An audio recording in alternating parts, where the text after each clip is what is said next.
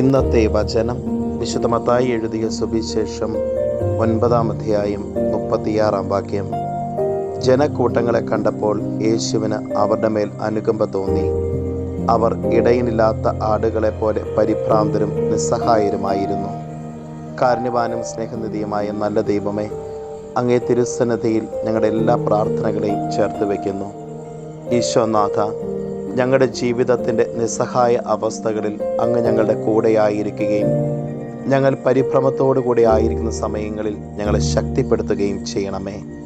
അമ്മേ മാതാവേ, ഞങ്ങൾക്ക് വേണ്ടി മാധ്യസ്ഥം യാചിക്കണമേ.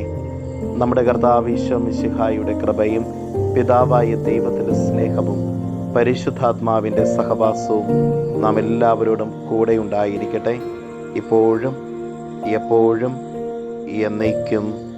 ആമേൻ. ഇന്നത്തെ നിയോഗം: മാനസിക ദുരിതങ്ങളിലൂടെ കടന്നു പോകുന്ന എല്ലാവരെയും സമർപ്പിച്ച് പ്രത്യേകം പ്രാർത്ഥിക്കാം.